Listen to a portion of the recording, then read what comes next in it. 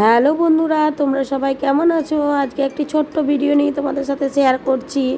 দেখো, সকাল সকাল আমার ছেলে তার দিদির সাথে খেলতে শুরু করে দিয়েছে ফোন নিয়ে।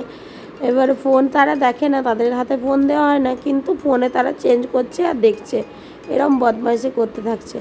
এরপরে দেখো, দোকানে চলে এসছে একটা ঠাম্মার সাথে, দোকানে লেস খাবে বলে, লেস চকলেট খাবে, ওই জন্য দেখাচ্ছে দেখো হাত দিয়ে।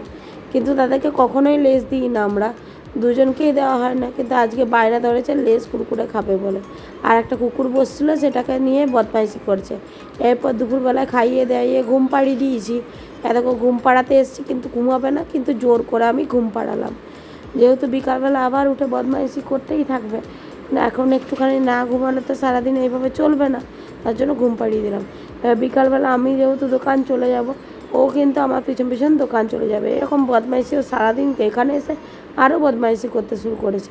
এরপর দেখো, বিকালবেলা আমি দোকান চলে গেছি, দোকানের সাথে সাথে আমার সাথে সাথে ও চলে এসছে, ছেলেও চলে এসছে। ও দোকানে নাকি বদমাইশি করবে, খেলা করবে, কিন্তু আদৌ খেলা করছে না, বদমাইশি করতে ব্যস্ত। সব কাগজপত্রে ছিঁড়ে দিচ্ছে, বদমাইশি করছে।